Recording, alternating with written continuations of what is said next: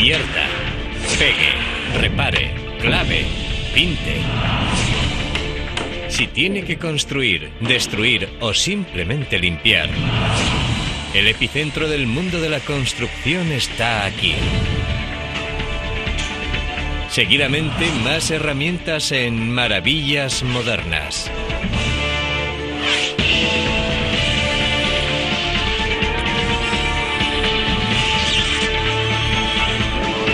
Maravillas Modernas. Herramientas. Es el paraíso de la herramienta. Da igual que sea una pequeña tienda de barrio o un enorme almacén. Si queremos encontrar los materiales y el equipamiento necesarios para hacer realidad un sueño de construcción, debemos ir a una ferretería. Para algunas personas, la visita a la ferretería puede ser el mejor momento de la semana. Todo aquel que haya estado en una ferretería o en un almacén de bricolaje un sábado por la mañana sabe lo que es el ansia por la herramienta. Quieres tener lo último que ha salido. Quieres algo más grande, quieres algo más fuerte, más rápido, más brillante. Es una gozada. Yo me lo paso en grande. Hay muchísimas cosas que ver. No tienes dinero suficiente para comprarlo todo, eso seguro. Es como el escaparate de una pastelería. Todo lo que siempre has querido está ahí, en las estanterías o en las cajas. ¡Cuánta herramienta! Pero un momento, ¿a qué llamamos herramienta? Hay muchas clases de herramientas. Un taladro es una herramienta, una llave es una herramienta, un destornillador, una tuerca, un tornillo son herramientas. Todo lo que sirva para reparar tu casa, para arreglar las cosas, es herramienta. Cierto, pero también es mucho más que eso. Muchas de las herramientas que se encuentran en las ferreterías nos resultan muy familiares. Es fácil olvidar que cada una de ellas representa una enorme innovación tecnológica. Alguien tuvo que crear herramientas tan básicas como el martillo, el pico y el hacha. Cada uno de esos inventos revolucionó la forma en la que construíamos cosas y levantábamos nuestro mundo. Sin duda alguna, uno de los aspectos más fascinantes de la evolución de cualquier tipo de herramienta que conocemos hoy es que esa herramienta tuvo su origen en los albores de la humanidad. Si retrocedemos a la época del hombre primitivo, veremos que no había martillos ni sierras ni nada por el estilo. De hecho, el hombre estaba controlado por su entorno. Si había sequía, pasaba sed. Si llovía, se mojaba. Si había inundaciones, se ahogaba. Así que desarrolló las herramientas para poder controlar su entorno.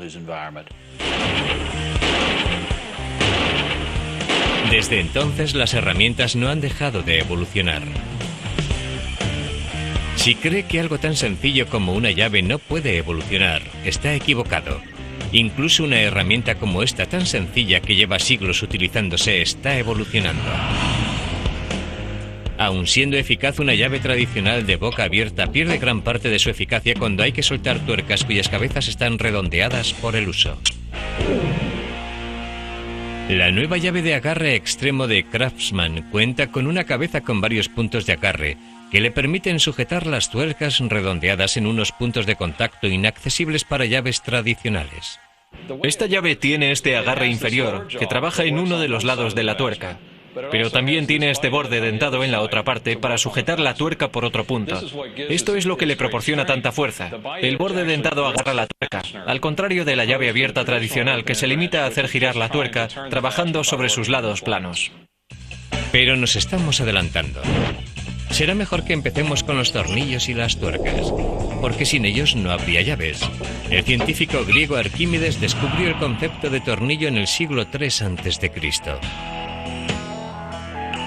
y demostró ser uno de los grandes inventos de la historia. Aunque como sistema de cierre no solucionará todos los problemas de construcción. Los constructores querían algo más fuerte y llegaron al tornillo y la tuerca. Un tornillo puede salirse de la madera, pero si le pones una tuerca en el otro lado no se saldrá porque tiene otra pieza que lo sujeta y lo sujetará durante mucho tiempo. Es probable que los antiguos romanos fueran los primeros en usar tornillos y tuercas. Mucho antes de que llegara la era de producción en masa, cada tuerca y cada tornillo se hacía a mano. Un herrero romano insertaba una barra de hierro al rojo vivo en una mordaza, una especie de molde que le permitía golpear el metal para darle el tamaño y la forma deseados.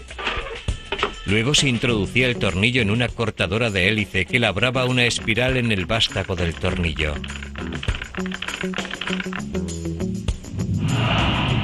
Los romanos también desarrollaron las llaves.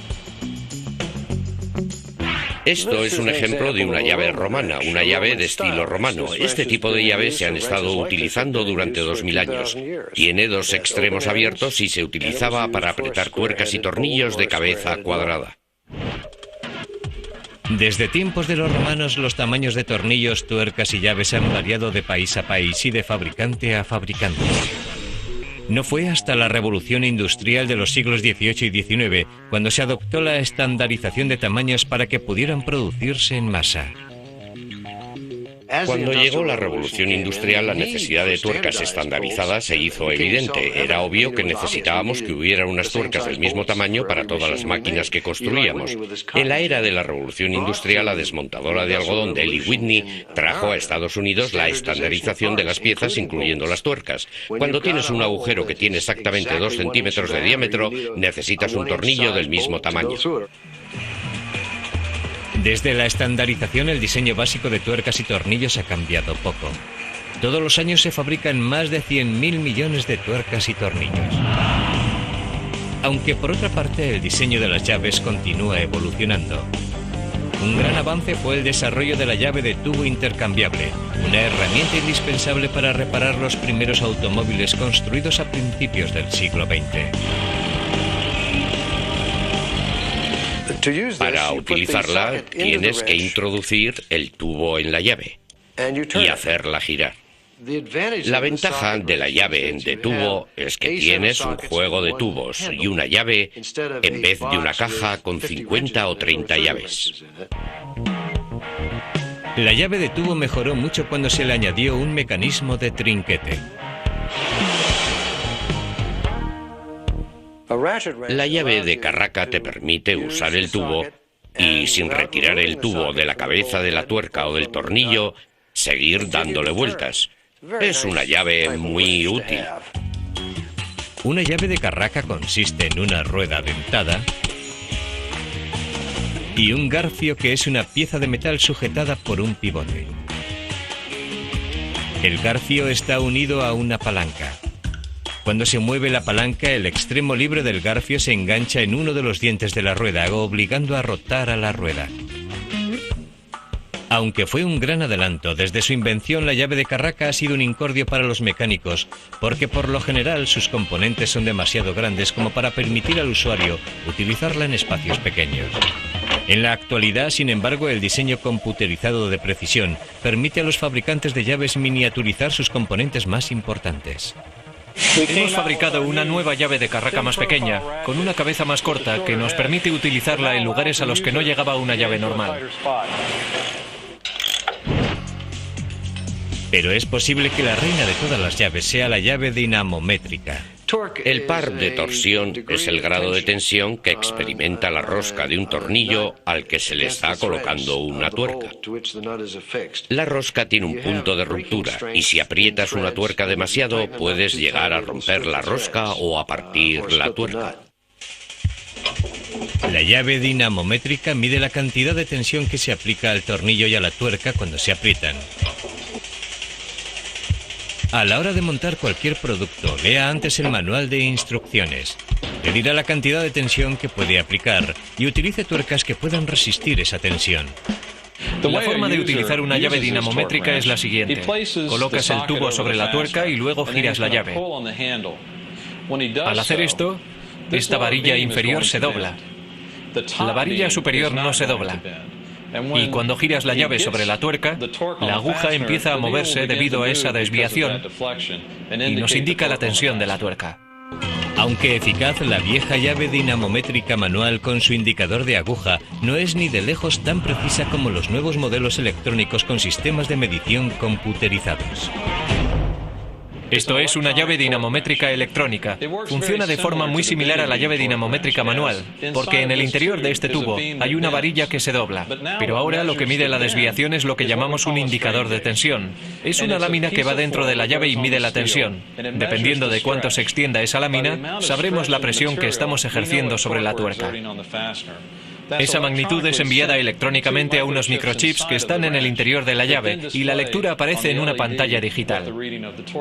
A medida que voy girando la llave, veo cómo van cambiando los números de la pantalla.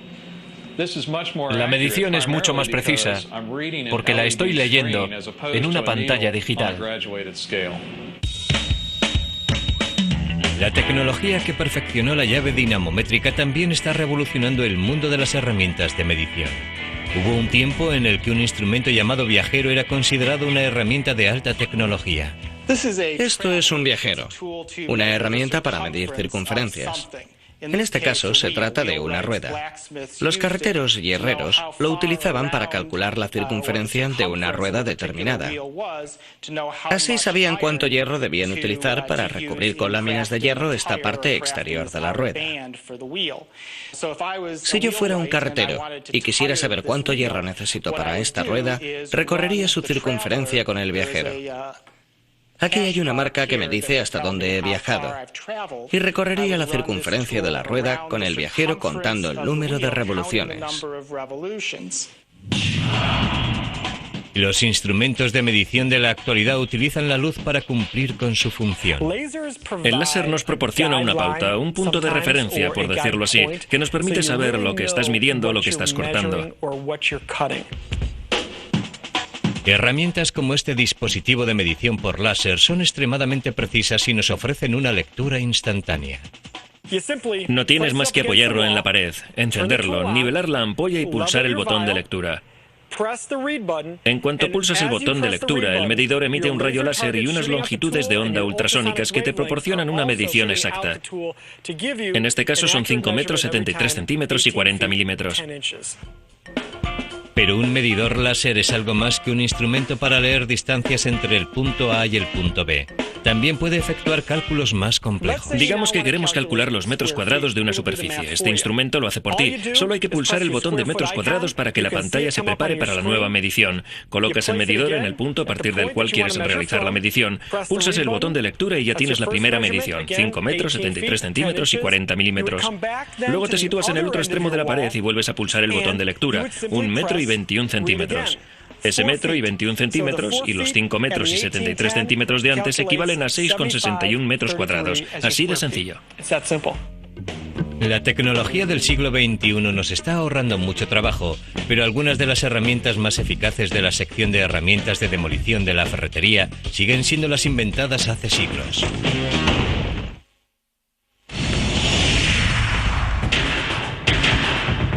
No hay duda de que en la ferretería podemos encontrar las herramientas necesarias para construir cosas. Pero ¿qué ocurre si queremos derribarlas? Para eso hay una clase de herramientas que nunca fallan. Las herramientas de demolición.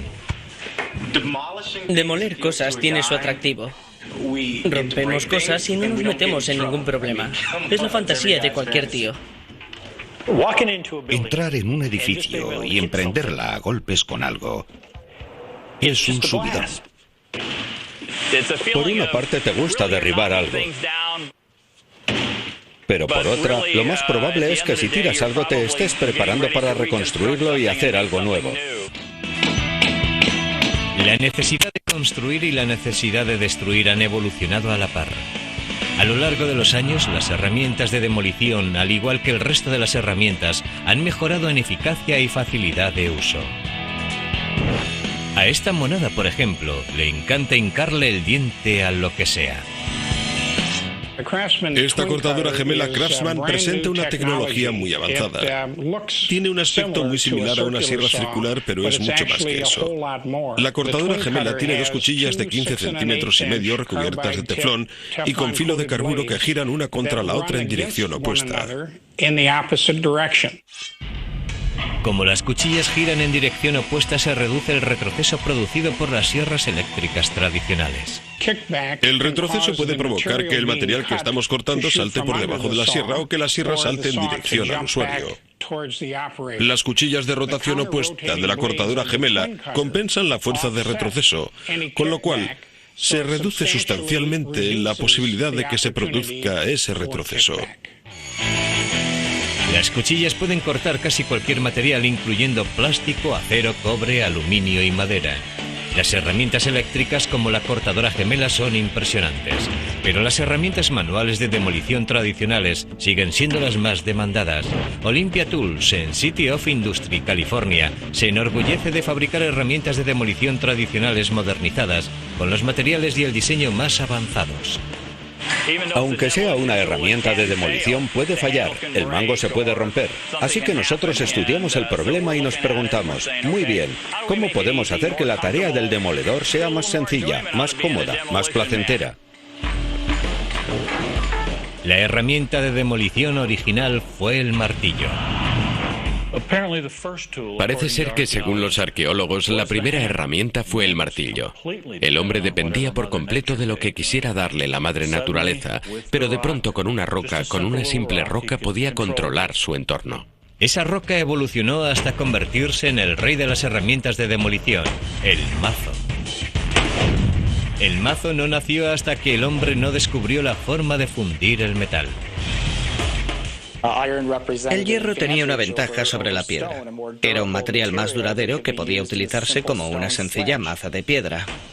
Pero no son el metal ni el músculo lo que hacen que una herramienta sea eficaz. El secreto es dejar que sea el mazo quien haga el trabajo. No es necesario hacer fuerza cuando golpeas una pared con el mazo.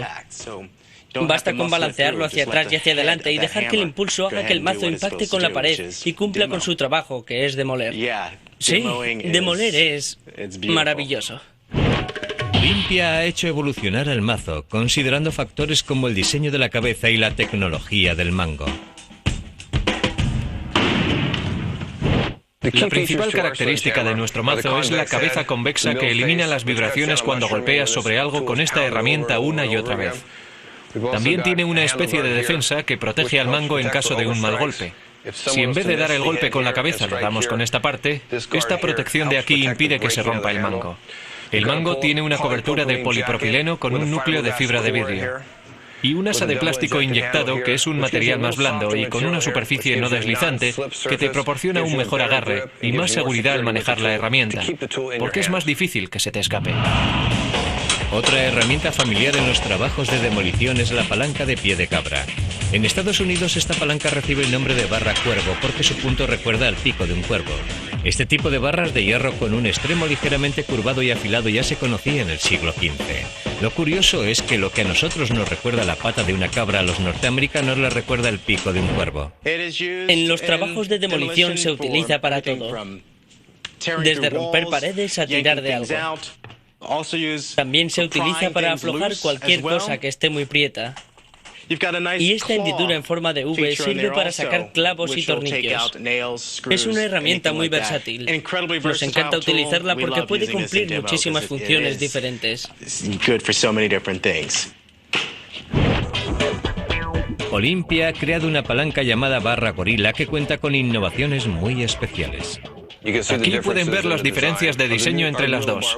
La nueva barra gorila, que es un producto patentado, te permite llegar debajo de algo y seguir transmitiendo una fuerza, mientras que con la palanca tradicional no puedes levantarlo haciendo palanca.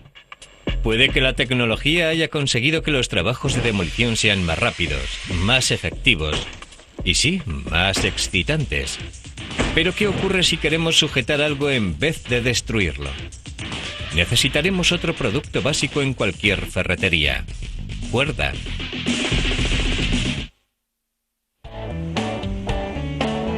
Las ferreterías modernas ponen a nuestra disposición todo tipo de cuerdas que podemos utilizar para atar, jalar, envolver y sujetar.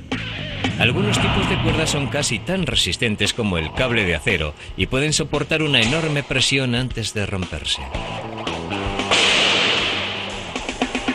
Generalmente, tras ser fabricada, la cuerda suele ser enviada a compañías independientes que la ponen a prueba. Una de esas compañías es Tension Member Technology en Huntington Beach, California.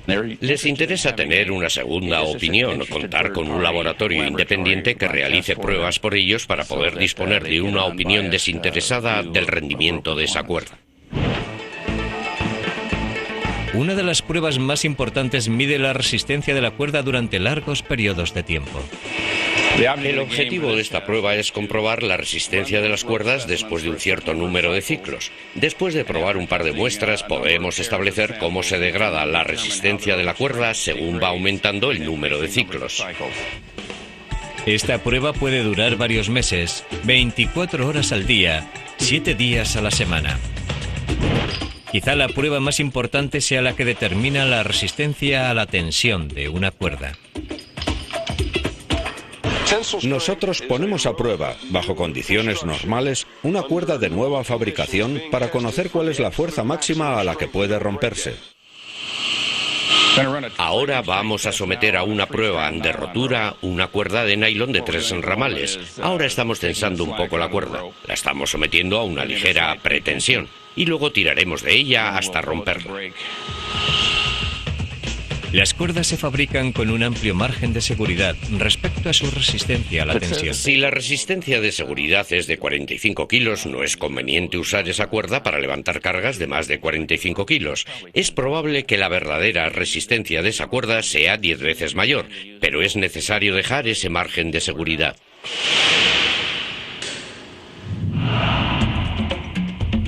Las cuerdas han evolucionado a lo largo de miles de años. De hecho, es una de nuestras herramientas más antiguas. Yo diría que es probable que la cuerda se inventara antes que la rueda. Las primeras cuerdas estaban hechas de fibras extraídas de las hojas y tallos de plantas como el cáñamo de Manila y el sisal, o del cuero y el pelo de los animales. La mayoría de las cuerdas tienen al menos 3 ramales de fibras trenzadas. Podríamos decir que el proceso de trenzado son los cimientos de la cuerda. Es lo que mantiene unidos los ramales de las cuerdas. Hay que ir girándolos. De esta forma quedan perfectamente trenzados y el resultado final es una cuerda resistente. Nuestros antepasados aprendieron pronto esta lección y usaron cuerdas para construir estructuras que fueron consideradas las maravillas del mundo. Se utilizaron cuerdas para construir las pirámides. Los egipcios utilizaron cuerdas trenzadas sacadas del papiro que crecía en las riberas del Nilo y las utilizaron para arrastrar desde las canteras los enormes bloques de granito. En los 6.000 años de historia de la navegación, los barcos han utilizado cuerdas fabricadas con fibras naturales extraídas de plantas como el cáñamo y el cáñamo de Manila. El mundo de la cuerda experimentó una revolución durante la Segunda Guerra Mundial con la introducción de las fibras sintéticas. Este cambio llegó cuando los japoneses se apoderaron de las principales zonas de cultivo de fibras naturales, obligando a los científicos aliados a inventar algo nuevo e innovador. Durante la Segunda Guerra Mundial, casi todas las cuerdas eran de cáñamo o cáñamo de Manila, pero cuando los japoneses tomaron las Filipinas, nos quedamos sin fibras naturales. Las fibras sintéticas son un producto derivado de la investigación petrolífera. Se toma un barril de petróleo y se descompone en sus componentes básicos, y a partir de ahí se crean unas bolitas de resina.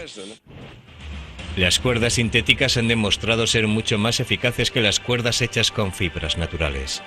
Las fibras de nylon o las fibras de polipropileno son más resistentes que las fibras naturales extraídas del cáñamo de Manila o del sisal. No les afecta el clima y duran mucho más.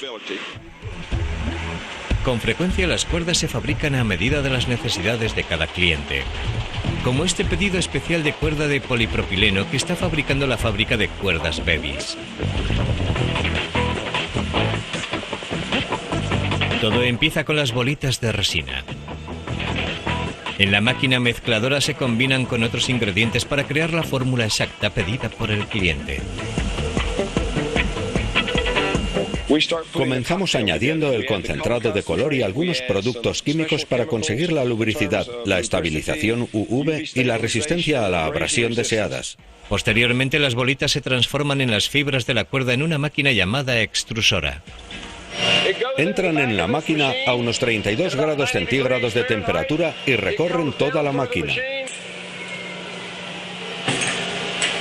Esto de aquí es una espiral y lo que hace es ir girando constantemente para aumentar la presión y la temperatura. Cuando las bolitas entran en la máquina, su temperatura aumenta vertiginosamente debido a la acción de una serie de bandas de calor. La espiral aumenta este calor comprimiendo las bolitas cada vez más y más, creando fricción y aumentando la temperatura todavía más. Cuando llegan al final de la máquina, su temperatura alcanza los 254 grados centígrados y las bolitas de resina se han transformado en plástico fundido. Caen por aquí en este baño de agua. Las ponemos en agua para poder volver a tocarlas. De lo contrario, se pegarían unas con otras. Aquí es donde se separan las fibras. Luego pasan por unos secadores de aire que eliminan el resto de agua. Luego, las fibras pasan por este juego de rodillos. Hacen dos cosas. En primer lugar, sacan las fibras de la máquina. Pero también cumplen la función de un sistema de frenado para el siguiente proceso, en el que girarán 6, 7, 8 o 9 veces más rápido. En este momento, estas fibras que están sometidas a una gran tensión entran en este horno. Aquí están a una temperatura de 175 grados y es en este horno donde estiramos las fibras y donde adquieren su resistencia a la tensión. El estiramiento de los ramales es la parte más importante del proceso, porque es aquí donde el fabricante crea la resistencia a la tensión que tendrá la futura cuerda. Los ramales se estiran entre 4 y 8 veces. Cuanto más se estiran, más resistentes serán. Eso es debido a que el estiramiento activa las moléculas de las fibras, haciendo que se unan con más fuerza cada vez que pasan por los rodillos. Cuando se consigue la resistencia deseada, los ramales pasan a la siguiente fase del proceso, donde se enrollan en bobinas. Las bobinas son llevadas a una máquina que trenza los ramales de fibra. Y luego pasan a la máquina que hace la cuerda. Y aquí finaliza el proceso. Aquí es donde se hace la cuerda. Hemos extruido la fibra, la hemos trenzado y ahora la metemos en esta máquina. La fibra llega hasta aquí, donde se forma una cuerda de 3 ramales. Hay 3 ramales diferentes, y esos 3 ramales forman una cuerda de 3 ramales. Cuando llega aquí, pasa por una serie de cabestrantes que tiran de la cuerda y la someten a una gran tensión y presión. En este caso, es cuerda amarilla de polipropileno. Así es como se fabrica una cuerda resistente y duradera. Ahora ya podemos atar lo que queramos. Pero ¿y si queremos guardar algo bajo llave? Uno de los principales motivos por los que la gente visita las ferreterías es para comprar llaves y cerraduras. Tanto en las ferreterías de barrio como en las grandes cadenas, el departamento más lucrativo por metro cuadrado es la sección de duplicado de llaves. Y para hacer los duplicados se necesitan llaves ciegas. Un gran fabricante de llaves ciegas para duplicado es la fábrica Cava Ilco en Rocky Mount, Carolina del Norte. Rocky Mount es conocida como la capital mundial del duplicado de llaves porque aquí se fabrican más de 2 millones de llaves ciegas al día. Casi 4 de cada 5 llaves que se utilizan en Estados Unidos se fabrican aquí en Rocky Mount, Carolina del Norte. El proceso de fabricación de estas llaves ciegas requiere una enorme variedad de máquinas especialmente diseñadas a tal efecto. Las propias llaves están hechas de un material muy especial. Aquí es donde comienza el proceso de fabricación de llaves. Las llaves están hechas de latón. Compramos casquillos de bala al ejército y piezas de latón a los fabricantes de componentes eléctricos y los convertimos en llaves ciegas. Lo primero que hay que hacer es fundir el latón en un horno y darle la dureza necesaria para que pueda hacerse una llave. Una vez que los casquillos de latón están fundidos, tenemos que ablandar un poco el metal, así que añadimos zinc a la masa de metal fundido para que se ablande y puedan trabajar las llaves en las ferreterías. El zinc es lo que le da este color azul a las llamas. Posteriormente, las tiras de latón fundido se enrollan en grandes rollos. Las tiras pueden hacerse del espesor y anchura exactos para los tipos de llaves que estamos fabricando. Una vez que tenemos las tiras, las aplanamos haciéndolas pasar por una prensa especial de donde sale una pieza perfectamente lisa a partir de la cual podemos hacer una llave ciega. La tira de latón pasa por otra presa donde adquirirá la forma de la llave deseada. Es una prensa de 100 toneladas, lo que significa que la tira de latón que entra en ella recibe una presión de 100 toneladas. En el interior de esta prensa se corta la tira de latón y sale con la forma, color y tamaño que tendrá la futura llave. Ahora las llaves tienen que pasar por la fresadora. Ahora que la llave tiene su forma básica, tenemos que labrarla para que entre por la cerradura. En esta máquina labramos los dos lados de la llave, este lado y este otro. Posteriormente se troquela un sello identificativo en la llave. Este es el proceso de acuñación y se llama acuñación porque es exactamente el mismo proceso que se utiliza para acuñar moneda. En este caso en concreto se toma una llave ciega, se coloca en una prensa de muchas toneladas y se acuña un diseño en la parte ancha o cabeza de la llave. Como pueden ver, la llave entra ciega en la prensa y sale con unas letras, unos números o un dibujo determinados. Tras ser acuñadas, las llaves reciben un baño de níquel. Posteriormente, las llaves pasan por un proceso de enchapado electrónico. La mayoría de las llaves ciegas que vendemos reciben un baño de níquel porque es una buena protección contra la corrosión y alarga la vida de la llave permitiendo que la utilices años y años. Tras recibir el baño de níquel, las llaves salen húmedas, así que una cinta transportadora las conduce hasta una máquina secadora. El proceso de secado es muy sencillo. Utilizamos granos de maíz molidos porque tienen un alto poder de secado y absorben la humedad de las llaves. Cuando están secas, las llaves salen de la máquina secadora y llegan en una cinta transportadora vibradora hasta la mesa de empaquetado. Las metemos en una caja y las pesamos para asegurarnos de que hay suficientes llaves en la caja y el pedido ya está listo. Si alguna vez ha pedido que le dupliquen una llave, ya sabrá el aspecto que tiene una torre de llaves. El empleado de la ferretería se encarga de manejar la máquina duplicadora de llaves, diseñada para hacer una copia perfecta de la llave que usted pida. Cuando un cliente te pide el duplicado de una llave, lo primero en que te fijas es en el fabricante de la llave y en el número de modelo de esta. Una vez sabido eso, vas a la torre de llaves y buscas la llave que tienes que duplicar. Y si no puedes encontrarla así, compruebas visualmente el tamaño de la cabeza de la llave y las ranuras que tiene. Luego colocas la llave del cliente en la mordaza y la alineas. Coges la nueva llave que vas a hacer, la pones en la segunda mordaza y la alineas a la altura del hombro de la llave con la calibradora de la máquina. Entonces pones en marcha la máquina y la cortas. La máquina traza los cortes con la guía de la fresa. Esa es la clave del duplicado de una llave. La guía de la fresa es una especie de vástago de metal que calca las muescas y estrías de una llave para que la fresa pueda cortar la nueva llave exactamente igual que la llave modelo. Naturalmente, toda llave necesita una cerradura.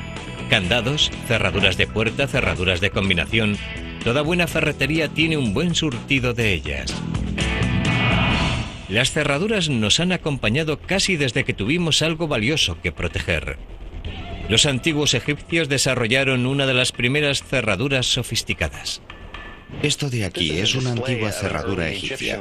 Tanto la cerradura como la llave están hechas totalmente de madera. La llave es un tanto especial. Tiene clavijas diseñadas para entrar en la cerradura y levantar las clavijas que hay dentro de ella. Les mostraré cómo funciona. Había un agujero en la puerta para poder introducir la llave en el ojo de la cerradura. Luego, al levantar la llave, se levantaban las clavijas de la cerradura hasta llegar a un punto en el que te permitía correr el pestillo y abrir la puerta. Los antiguos romanos desarrollaron la fabricación de cerraduras con la invención de la llamada cerradura de guarda. Este es un buen ejemplo de cerradura de guarda. Como ven, el extremo de esta llave está muy decorado. Este dibujo tiene que coincidir exactamente con la guarda de la cerradura para poder abrirla. Como ven, cuando la insertamos, la llave no solo tiene que coincidir con la guarda, también tiene que mover todo el mecanismo del pestillo para poder abrir la cerradura.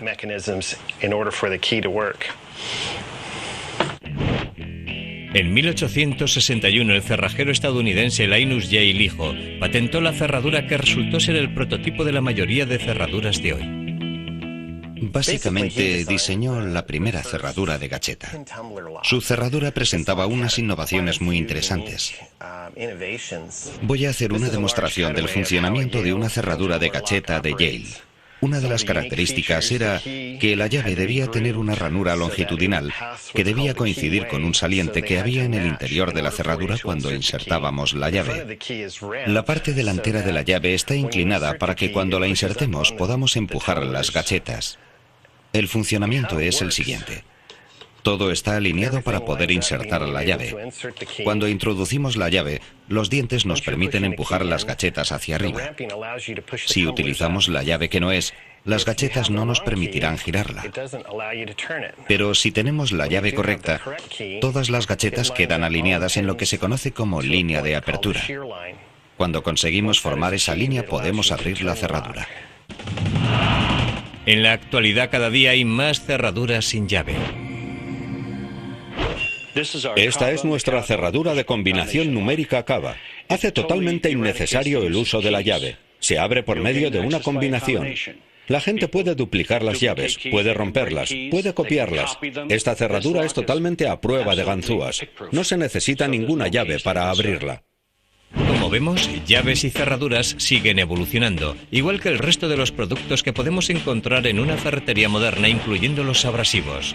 En la actualidad, el papel de lija se presenta en todo tipo de formas, tamaños y arenillas, y se aplica de las formas más ingeniosas.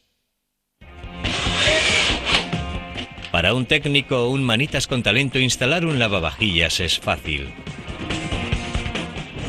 Me gustaría que me la instalaras. La instalación le costará $109. Pero para aquellos que carecen de tiempo o ganas para ocuparse de esas tareas, las ferreterías modernas cuentan ahora con servicios de instalación a domicilio.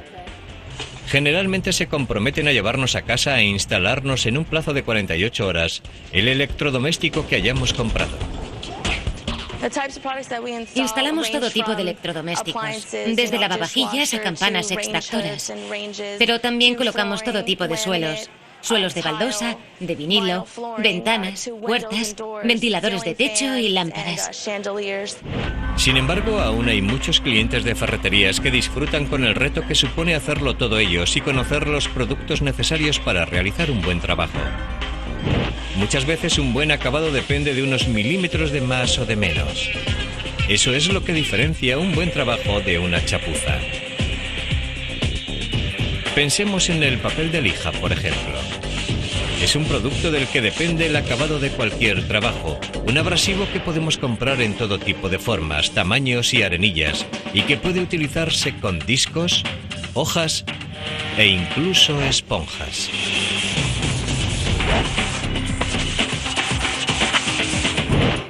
Esto es una esponja de lija. Estas esponjas de lija pueden llegar hasta el último recoveco. Si cogemos una esponja de lija y hacemos presión contra la superficie a lijar, vemos que tiene tendencia a adoptar la forma de los relieves de la superficie que estamos lijando. Si hago lo mismo con una hoja de papel de lija, tendré tendencia a lijar rápidamente todos los bordes exteriores. En cambio, la esponja se adapta mejor a la superficie a lijar, algo que no puedes hacer con una hoja de papel de lija. Durante siglos se ha utilizado una gran variedad de sustancias abrasivas. Los chinos desarrollaron algunos de los primeros abrasivos en el siglo XIII cuando pegaron arena a hojas de pergamino.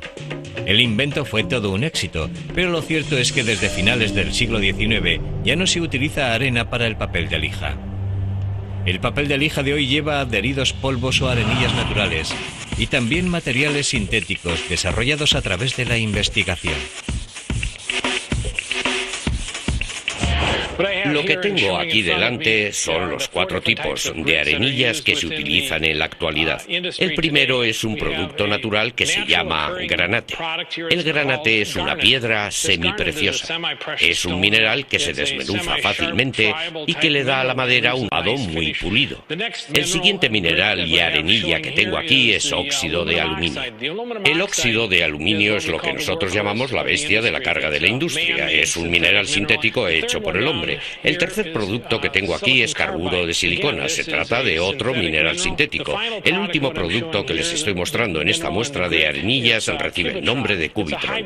El Cubitron es un híbrido del óxido de aluminio que tenemos aquí, pero es mucho más duro y tiene una vida más larga. Aunque se sigue utilizando el papel como soporte, también se utilizan telas resistentes al calor y plásticos o poliésteres.